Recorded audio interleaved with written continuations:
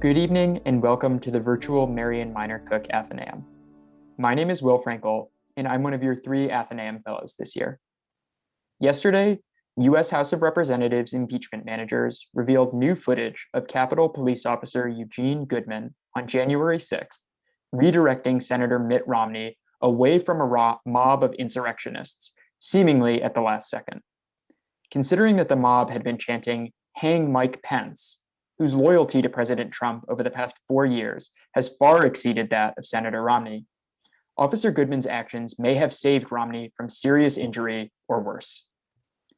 If a few years ago you had told most Americans that a dispute over election administration could animate a mob that came within a hair of endangering the life of a US senator, they may have been dubious, to say the least. Tonight's speaker, on the other hand, has been keenly aware of the centrality of election law to America's increasingly fragile democracy for much longer than that. Richard L. Hasen is the Chancellor's Professor of Law and Political Science at the University of California, Irvine.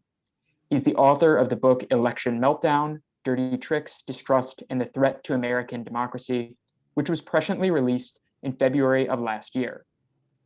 He's an expert in election law and campaign finance regulations, as well as statutory interpretation, remedies, and torts.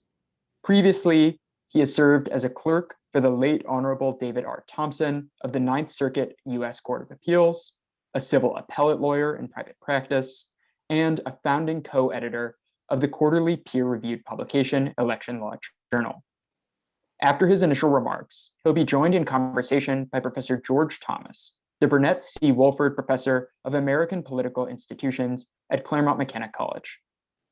Professor Thomas is also the director of the Henry Salvatori Center for the Study of Individual Freedom in the Modern World, which is sponsoring tonight's event. Using the written Q&A function at the bottom of your screen, we will be accepting questions throughout the program to be posed towards the end of the event. Preference will go to students, so when you send a question, please state your affiliation with the college. As always, I must remind you that audio and visual recording are strictly prohibited.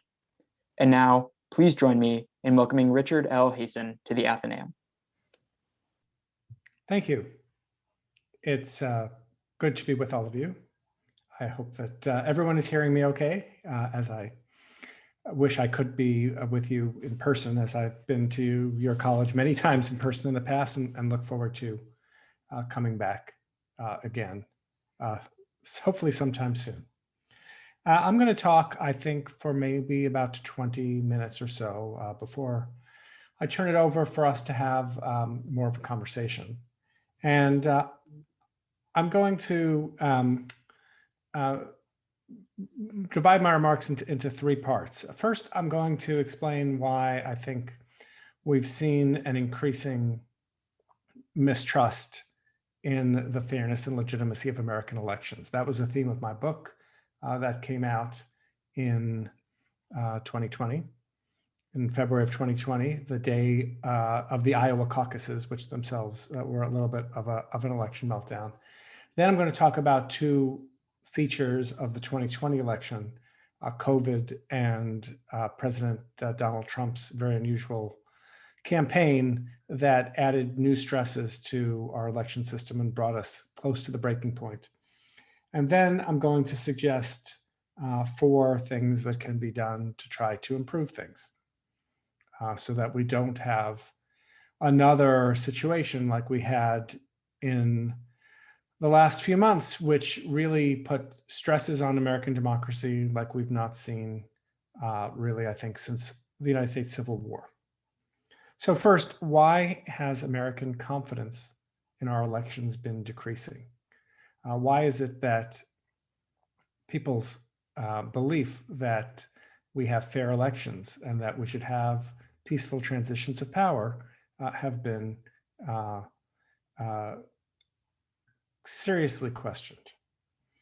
So in the book, Election Meltdown, the first factor I point to is the fight over voting rules and the battle over voter fraud versus voter suppression. If you pay attention to politics, this is something you'll be familiar with, and it divides pretty much along party lines with Republicans often claiming that voter fraud represents a major problem in the United States. In response to that, there's an attempt to pass laws and rules that make it harder for people to register and vote in the name of preventing fraud and in the name of promoting voter confidence. It turns out that these laws don't prevent much fraud and they don't affect voter confidence. If you look at surveys, states with stricter voting rules don't have more confident voters with more confidence. In fact, sometimes they have voters with less confidence because these issues are talked about more. What ends up happening is that the battle over voter fraud and voter suppression convinces both sides that the other side is trying to cheat. That is, Republicans tend to believe that Democrats are using fraud to steal elections, and Democrats believe that Republicans are using the fear of voter fraud as a pretext to pass laws that actually are intended to suppress the vote. I think the evidence shows that while fraud is a very small problem in American elections, the problem of voter suppression, it really depends on what you're talking about. Voter identification laws, for example, tend not to deter all that much voter turnout, in part because there are countermeasures that are taken when these laws are passed. But there are other measures, and I talk about them in the book, such as a law in Kansas that required people to show proof of citizenship, such as a birth certificate or naturalization certificate before they could register to vote. And that law, when it was passed in Kansas before a federal court put it on hold, had prevented 30,000 people from being able to successfully register to vote in Kansas. Whether or not these laws affect election outcomes, they certainly affect voter confidence and make both sides feel that the other side is cheating. The second factor that contributes to election discomfort and uncertainty is that we have pockets of election administrator incompetence. So you might have thought that we ran a single election for president in the last election cycle. It turns out we ran 10,000 or so simultaneous elections for president because we have a very decentralized system. We have a system that depends on not federal election administration like they do in almost every other advanced democracy where there's a national nonpartisan agency that runs national elections. Instead, we devolve power not even to the states, but to the sub-county level in many places. And in a very close election, when everything is put under the microscope, the attention of the public turns to the weakest links, the places where there are the biggest problems with how elections are run. You probably, unless you're a political junkie, were not paying attention to a just decided congressional race. We just had a concession in a congressional race in New York's 22nd congressional district yesterday.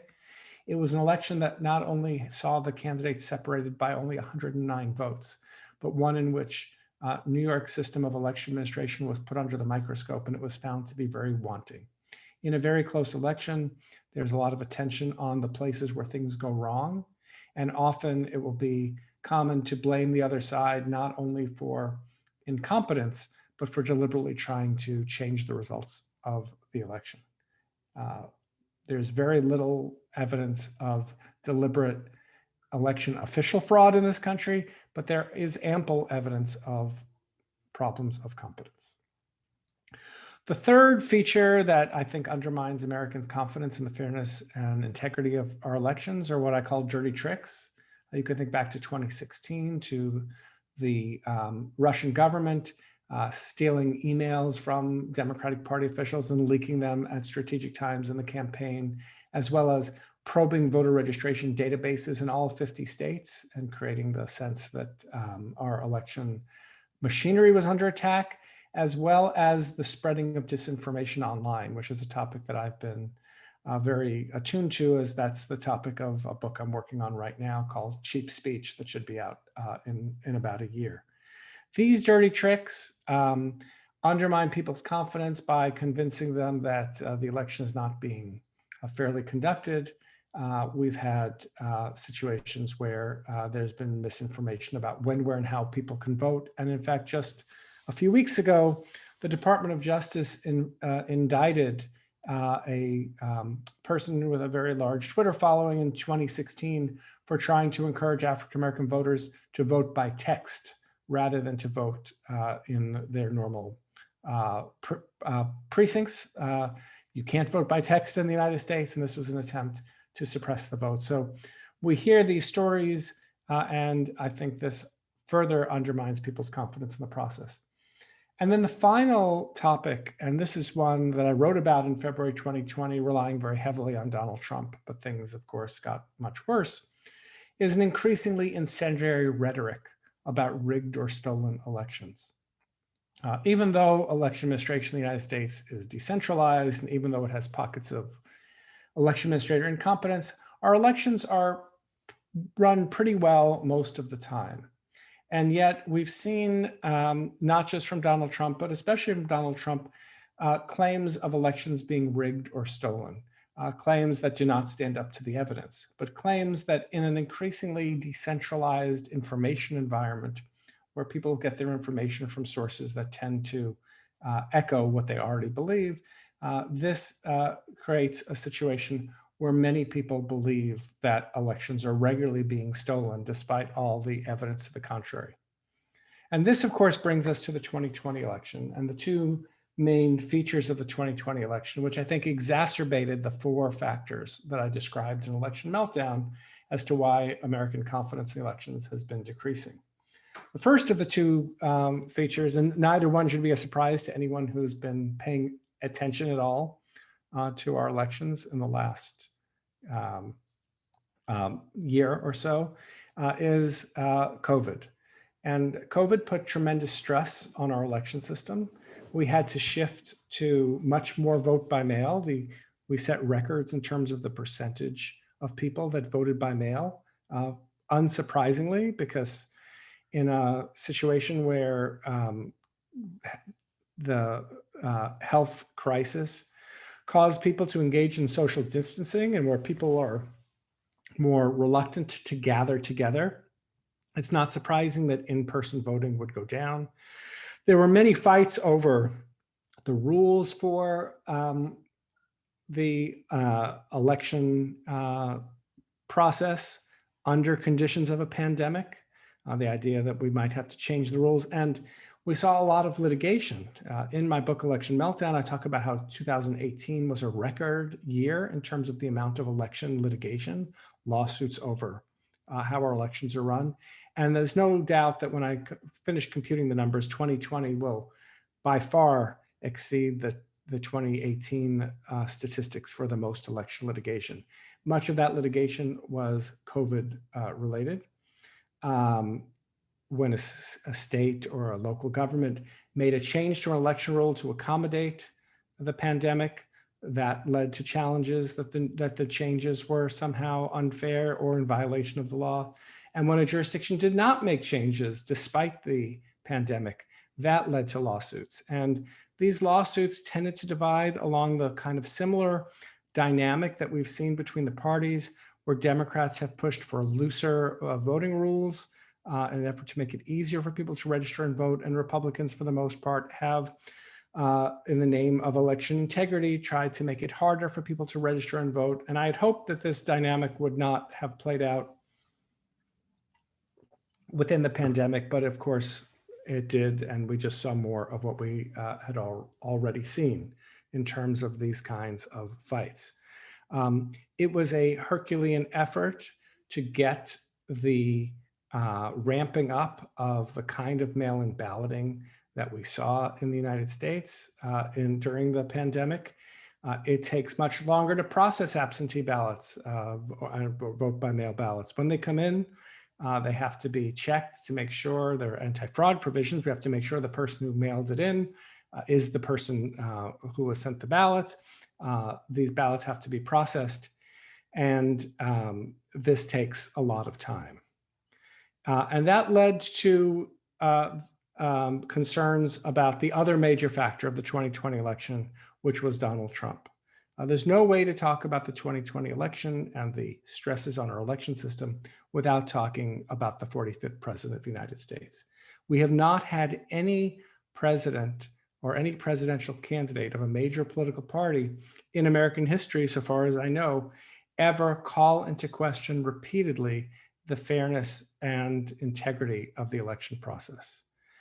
Between election day and the time that the Electoral College votes were counted on January 6th, Donald Trump made over 400 claims on social media that the election was stolen or rigged. And this was nothing new for him. He had been saying this for years. He even said that the 2016 election, which he won, was rigged. He claimed without evidence that there were 3 to 5 million votes cast by non-citizens, all for his opponent, Hillary Clinton, a claim he probably made to try to explain why, even though he won the Electoral College vote, he lost the vote in the popular vote by about 3 million votes.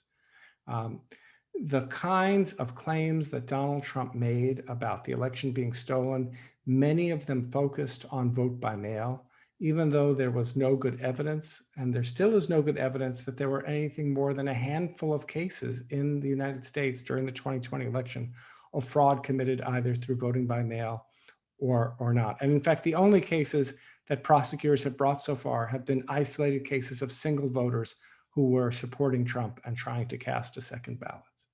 But it was an extremely small problem. And yet, what we knew because of COVID was that there was going to be this huge influx of ballots coming in by mail.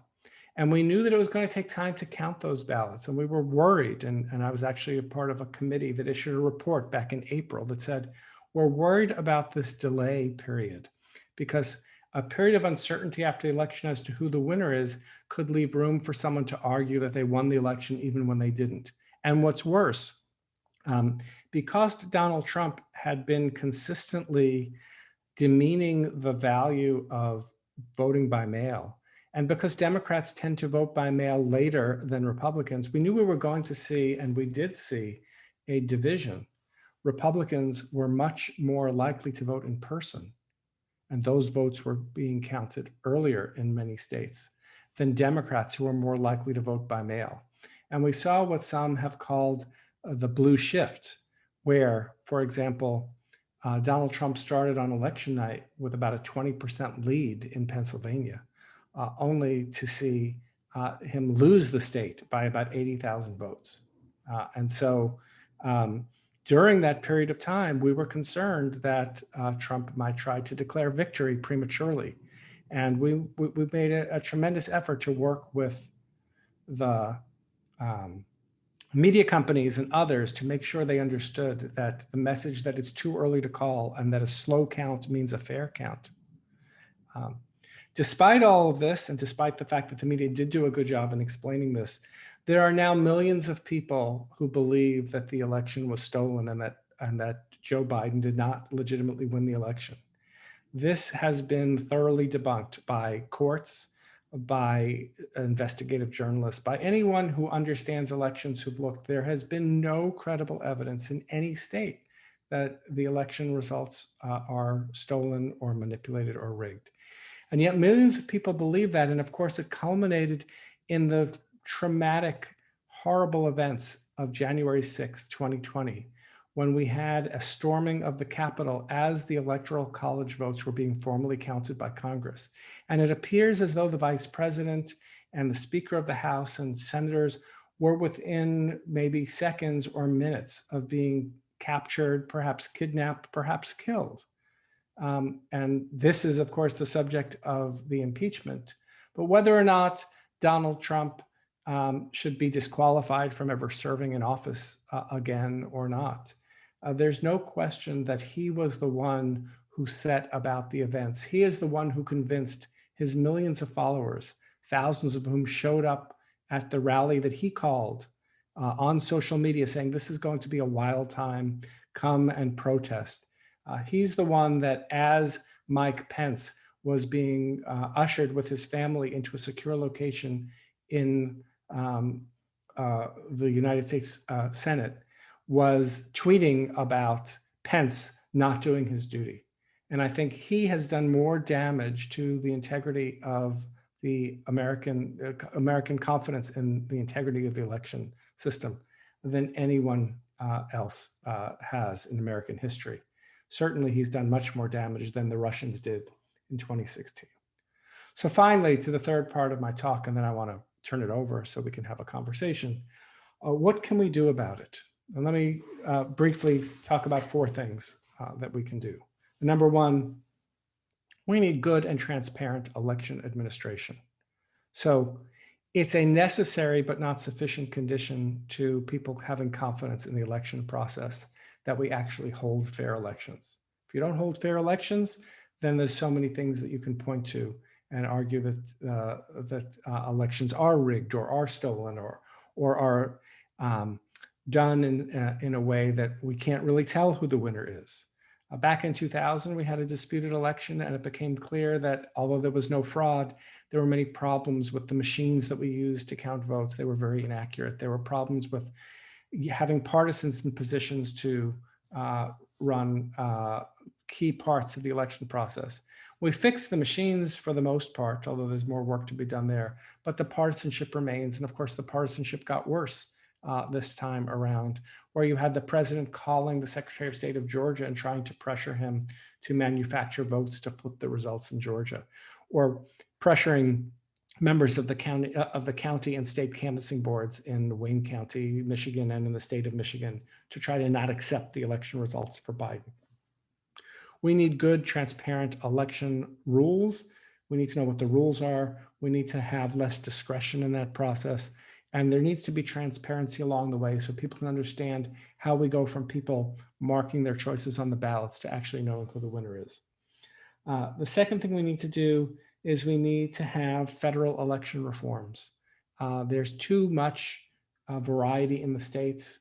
It should not be that whether or not you are able to have a vote that is going to be easy to cast and counted in a fair way depends on where you live. The Constitution gives Congress very broad powers to set the rules for conducting congressional elections. That's in Article 1, Section 4 of the Constitution, and that can provide the basis for doing much more to try to fix our election process. And certainly Congress needs to fix the process by which electoral college votes are counted so that we do not have these same kinds of arguments about trying to change the count or object, as we saw over 100 Republican members of Congress object to the counting of electoral college votes in Arizona and in Pennsylvania, even though there was no good evidence whatsoever that the election results from those states were inaccurate. The third thing we need to do, I think, is to support moderates in the Republican Party, because I think that right now there's a battle for the soul of the Republican Party, and there is a Trumpist anti-democratic, small d democratic, authoritarian wing. One of the reasons why I think you do not see more Republican senators voting for conviction, expected to vote for conviction in the trial that's being held now, is the fear of being the subject of a primary where a Trumpist Republican can run against a more establishment Republican. And it's this fear that is creating the problem, I think, within the party, where the vocal authoritarian, I think, smaller wing of the Republican Party can have greater sway. And so how could you encourage moderation? Well, one thing Congress could do is it could require the use of redistricting commissions to draw district lines for congressional elections. You could also require the use of, like we have in California, a top two primary.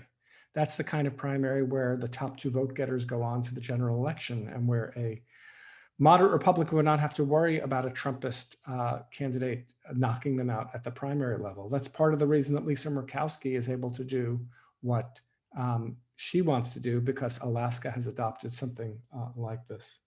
So good and transparent election administration, federal election reforms, supporting moderates. And then finally, and this is the subject of my current book project, we need to take a number of steps to fight disinformation, specifically disinformation about when, where, and how people vote, and as well as the spread of calls for violence. And just today, with a group of other scholars, I filed a letter with the Facebook Oversight Board, which is a kind of quasi-Supreme Court that Facebook has created to deal with disputes over content moderation, and they've asked the Oversight Board, was it appropriate for Donald Trump to have been removed from social media platforms at the time of this insurrection? And in the letter, we argue that free speech principles should dictate that it should be only in extraordinary circumstances that a social media company like Facebook or Twitter should get involved in trying to police political speech, that generally robust, wide, open debate is what we favor the most. And yet, when there are calls for violence, and when they are repeated, or when there are repeated false claims of stolen and rigged elections, at that point, I think it crossed the line. And as we say in the letter, I don't think that the Capitol insurrection would have happened if Donald Trump did not have access to Facebook and to Twitter to give an unmediated, false, repeated set of claims about the election being stolen or rigged.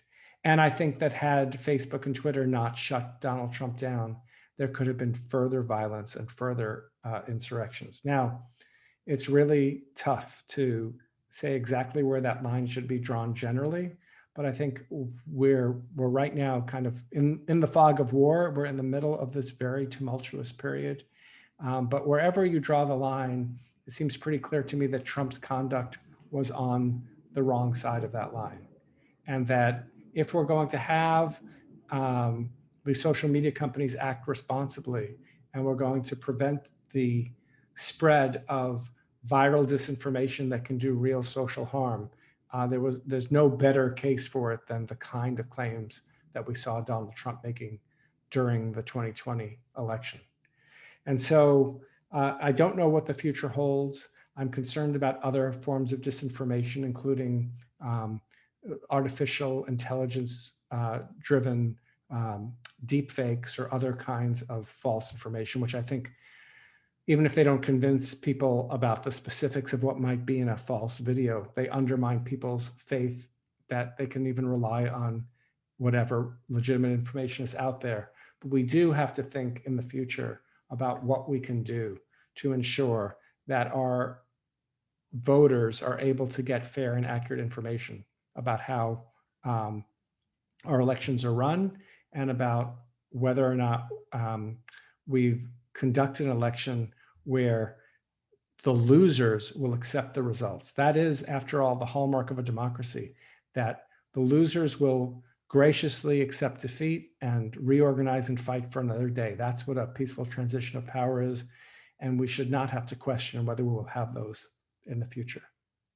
And with that, let me turn it over to you. All right, great. Thank you so much for that, Professor Hasen.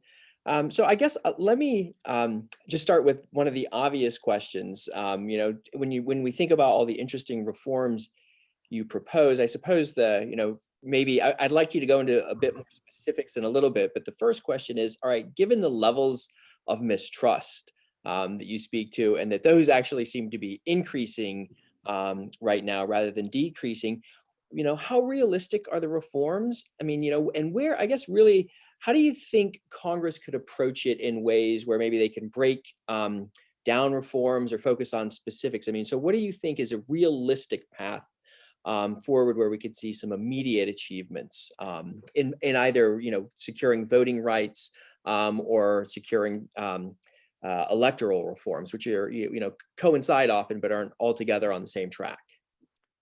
Well, so I think that we can divide the kinds of potential reforms into two buckets. There are buckets of things that might get bipartisan support, and there are buckets of things that will only get through Congress if Democrats blow up the filibuster, which is probably unlikely. And so let me talk about the first bucket. I wrote a piece in the Atlantic right after the Electoral College, each state met and cast their Electoral College votes, which was in mid-December, and said, what we need to do is streamline the process from the time that votes are counted by the states to the time that we actually know who the Electoral College winner is. And that there shouldn't be these canvassing boards And it shouldn't be so easy there shouldn't be canvassing boards that just serve a ceremonial role, that are not actually checking the results. There shouldn't be the ability of one senator and one representative to file an objection, which then has to be debated in Congress. We should raise those thresholds. I think those kinds of changes, at least if you had some responsible Republican leadership, those kinds of changes could potentially be put in place because they don't necessarily have a partisan valence to them. Just like Republicans were being exhorted by Donald Trump to mess with the rules this time, it could be a Democrat who urges it next time. So those kinds of things could happen. But the kinds of more radical changes, for example, requiring the use of commissions to draw district lines for Congress, or enhancing the Voting Rights Act. That was a key part of the Voting Rights Act called Section 5 that the Supreme Court killed off in a 2013 case called Shelby County versus Holder, that Democrats have been trying to restore through something called the John Lewis Voting Rights Act. I think those kinds of things are non-starters with Republicans. So one of the problems is that Republicans, at least some Republican political strategists and Republican elected officials, believe that increasing the ability of people to vote will necessarily help Democrats. I think this is actually empirically false. And a great example is Texas. In Texas, turnout was way up, and Republicans did quite well in that state. But yet you look at Georgia, and Georgia Democrats were very organized, and Republicans are now in Georgia looking for ways to cut back on absentee balloting and things that Democrats use to try to get the vote out. So I think that there's a whole basket of things that could only pass if Democrats needed only 51 votes and didn't need 60 votes with the filibuster. But you have a couple of Democratic senators, Joe Manchin and Kristen Sinema, who are saying that they don't want to get rid of the filibuster. So I don't see the realistic path for passing something like the broad election reform bill called HR 1 that some Democrats are proposing right now. Yeah, another interesting point you bring up is, between the election and then first then the counting of the certification of the Electoral College votes, and then the counting of those votes in Congress, just the number of spots in our decentralized system of voting that kind of allow real pressure to be brought. And I mean, this is the first election I remember that we're suddenly not only talking about canvassing boards, but we know the political makeup of the canvassing boards and the names of the members of the canvassing boards, who might be wobbly, who's secure. And, in that sense, a lot of your reforms are aimed at kind of streamlining that and getting rid of those weak spots. But is there also a virtue to the decentralized system, I wonder? Because, I mean, that on the other hand, there are those who say, well, thank God we had the decentralized system in some ways, and that it really is what allowed states to then stand by their results and made manipulating or rigging the election much, much more difficult, because, as you said, you're conducting at the very least kind of 51 elections, not one, and it's actually much more than that. Yeah, well, I certainly think that there is something to this argument that if you had a federal agency that ran elections, and that agency was subject to pressure from Donald Trump, then perhaps there could have been a path to try to manipulate the election results on a national basis. I favor national nonpartisan election administration, but I favor it. And I wrote it, but this is not something new that occurred to me because of the latest election. I wrote back in 2005 about Australia and Canada's election system. Australia uses a 3-member body made up of one of the members is the official statistician of the country. Canada has an election czar who what they both have are independent budgets. It's much more along the lines of a Federal Reserve model. So it'd have to be a fixed 10-year term, right? So it'd have to be something that is insulated from politics. I do think that the fact that the election was run in a decentralized way did help in terms of more people accepting election results. So it mattered that Arizona and Georgia were both states where many of the state officials were Republicans, right? So you couldn't accuse, well, Trump did anyway, but you couldn't say it was, some Democrat in Georgia that was manipulating the votes, right? It was hard to go after a lifelong Republican who had already pledged he was voting for Trump. So in a way that helped. But you saw Trump attacking the Republican governors of Georgia and of Arizona. And, it does give me some pause about a national system to the extent that a national system could be captured by a bad actor.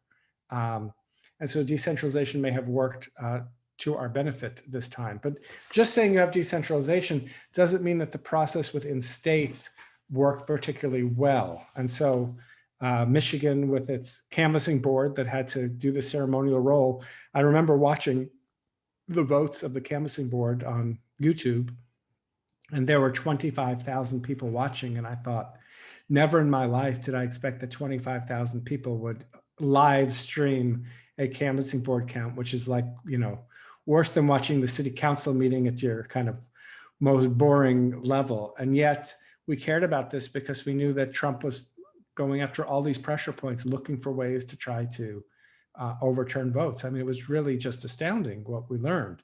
And so, the kinds of pressures that could be brought to bear were then brought to bear on Congress, right? So at every place we saw those pressures. And one of the success stories, I should say, because it's not all bad news, one of the success stories is that the people who actually were decision makers, whether they were Democrats or Republicans, almost to a person held the line. And so it was the Republican governor of Georgia, Brian Kemp, who I'd been very critical of on voting rights issues in the past, who refused Trump's entreaties to blow the election. It was Republican and Federalist Society judges who issued scathing opinions saying that Trump was coming into court with bad facts and bad law and didn't have a basis to overturn election results. And so with a few exceptions, I think those who were actually in power, who had to make decisions, whether they were Democrats or Republicans, did the right thing. I think, if I had to put blame somewhere aside from Trump on, where things could have gone better, is Mitch McConnell and Kevin McCarthy could have come out. Once it was clear that Biden was the winner, they could have come out more forcefully. But what you see is a Republican Party that is currently at war within itself. And the old guard of that party is very worried about attack from the Trumpists. I don't want to say from the Trumpist right, because I don't think that the Trumpist wing of the party is conservative in any principled way. I think it's a kind of authoritarian wing of the party that there are just a couple of surveys. Do you have more allegiance if you're a member of the Republican Party to Donald Trump as a person or to the Republican Party? And it was something like 70% to Trump, which is not the American tradition, right? So when Nixon leaves office in disgrace, right, or when Bill Clinton is impeached, their popularity goes down, but the party remains supported, and the party tries to move on. This is a different situation, and it presents a new kind of challenge for us. And I'll just add one more point, which is that part of the reason that Trump was able to build this cult-like following is because he had this access in social media. His words were no longer mediated through what the main media of yesterday, ABC, NBC, and CBS might decide to put on the air, or what's going to be on the front page of your local newspaper in the New York Times. Now, unmediated ability to spread misinformation, to rile people up, and Trump was a master at that. Yeah, that's actually very interesting. So for my last question before we turn it over to audience questions, generally, I wanted to maybe bring two things together because they seem very related, and the first is the question of disinformation, and you target electoral disinformation in particular. And the stunning statistic that something like 70% of Republicans don't think that Joe Biden was legitimately elected. And so maybe just a couple more words on how you really think we can tackle that while balancing free speech.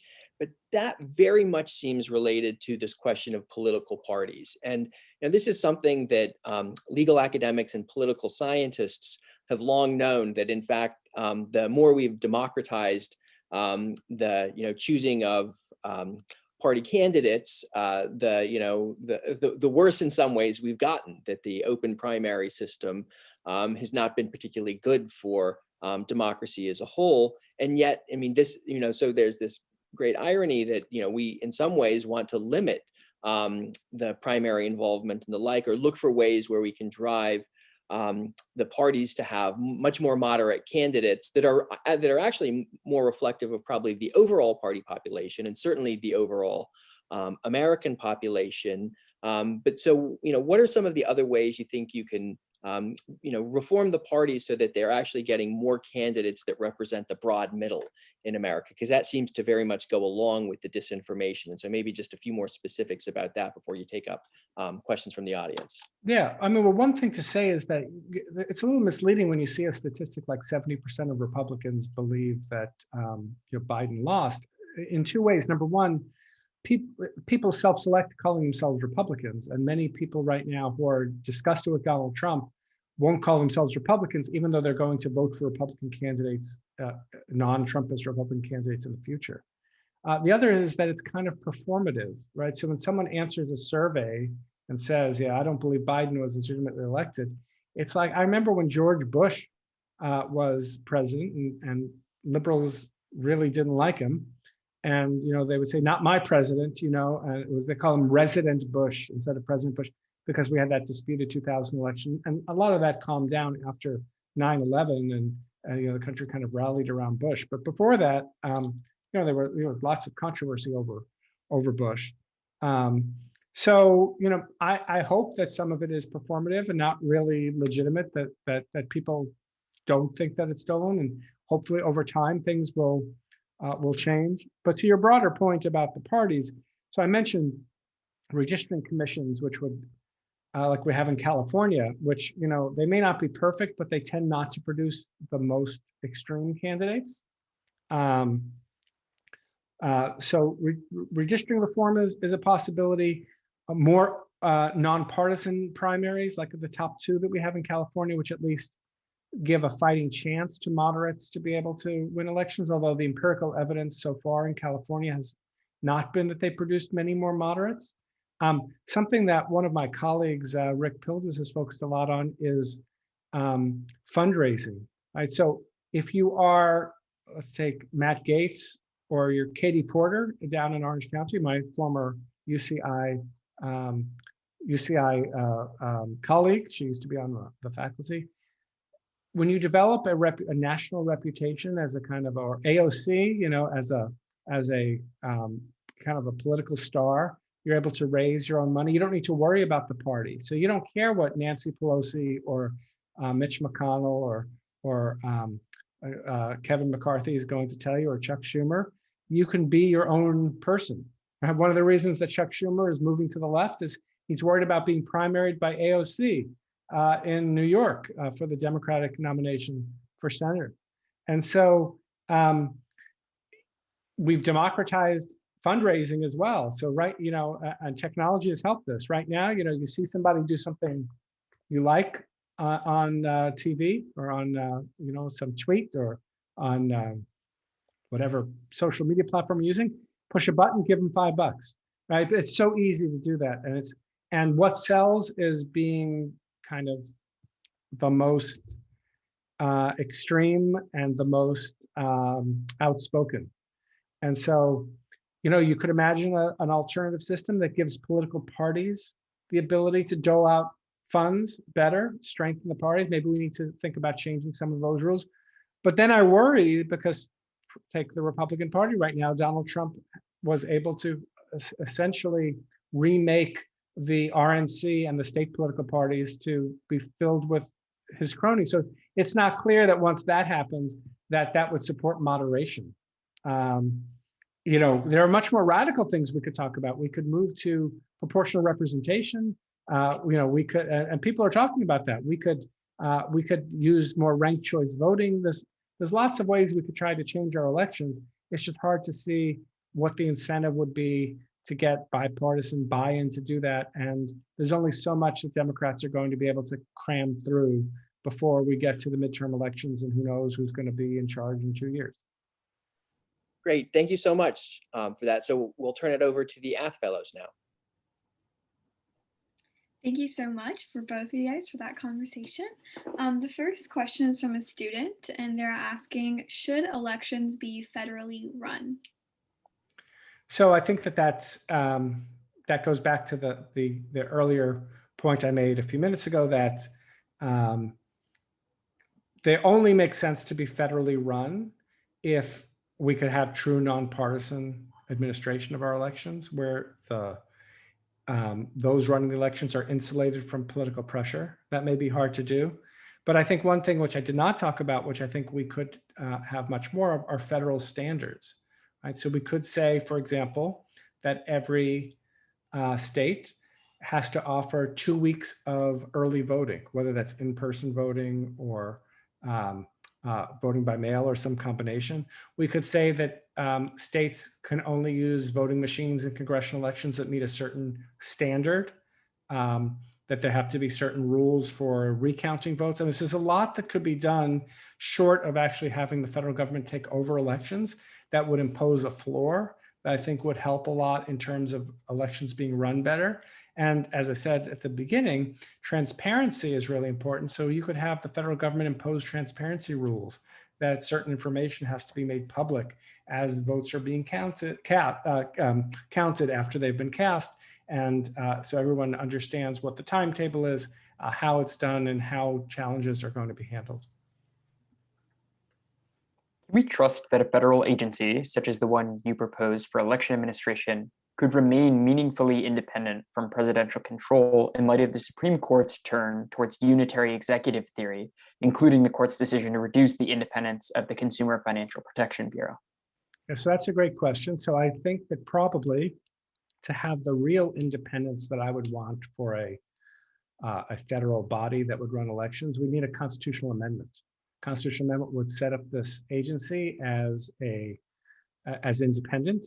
And if it's in the Constitution, it's not going to raise problems with the unitary executive, because you can get around it through a constitutional amendment. But of course, a constitutional amendment is very difficult to pass. It needs the vote of both 2/3 of the House and the Senate, and 3/4 of state legislatures have to approve.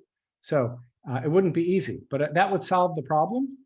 It would be through a constitutional amendment. I should say that because we in the United States experience partisanship in election administration on a regular basis, we have our Secretary of State has now gone on to be a senator, Alex Padilla. He was, he endorsed Joe Biden for president. I think it's terrible that election officials are taking a position. And Raffensperger, the Republican Secretary of State of Georgia, endorsed Donald Trump for president. I don't think the people who are counting the votes and in charge of election integrity should be endorsing anybody. Their allegiance should be to the fairness of the process. And if you look at other countries, they do seem to be able to run their elections with election officials that are not captured and that are able to stay above the political fray. So there certainly is, if we take an international perspective, reason to hope that we could have something better than the kind of partisanship that we have in the United States over our elections. Absent political reform, what are some plausible events that could take place to weaken the Trump anti-democratic faction of the Republican Party? What events could empower moderate Republicans? Well, so much of this is in the hands of Republican voters. I think, as I said earlier, that since we're kind of in the midst of all of this, it's very hard to see where things go in the next few years. I think we're at a very crucial moment in American democracy. Just yesterday, there was a meeting of, I think it was about 120 former Republican officials who had worked in the Bush, Trump, and Reagan administrations, who were talking about forming a third party that would be a centrist right party. Back, I think it was 10 years ago, when the Tea Party was a big force in American politics, I talked about this growing schism. And what we have, I think, is somewhat of a mismatch in American politics right now. The mismatch is that we're divided into something like 4 or 5 different ideological groups, from left to right. And yet our system of government is one that favors a two-party system. Those of you who Our political science students who may have learned about Duverger's law or read about the idea that when you have a first past the post system for elections where whoever gets the most votes wins, it tends to produce a two-party system. And in a two-party system, it's hard for a third party to gain traction. And, you can't, so imagine you had a center-right party in the United States, kind of the Chamber of Commerce wing of the Republican Party. Well, if we were in a parliamentary democracy, they could sometimes join with the right wing. They could sometimes join with the left wing or part of, there could be a center-left party, and they would form a coalition and they would have a government. But here that doesn't happen, right? You've got a Senate, you've got a Congress, House of Representatives, you've got a president. And it's hard to see how a third party comes in that doesn't displace one of the two major parties. That's why, we've had the same two parties, even though the parties have changed, right? The Republican Party today and the Democratic Party don't look like they looked 50 or 60 years ago, but we've had those two parties for, over 100 years, right? Because of this, the system. So it's a really tough question. Short of changing our rules for how we do our elections, how do you promote moderation? I think the only way I see it is if there is electoral change, and that's too is hard to do. Now, the one advantage of the federal system is that change doesn't have to happen on the national level. It can happen in various states. So some states have passed redistricting reforms. Some states have passed primary systems that are more open. Some of these things might be subject to litigation before the Supreme Court, and so they may be in some trouble. But I do think that election reforms in the states might be some way to try to achieve some moderation. But it's really uncertain right now.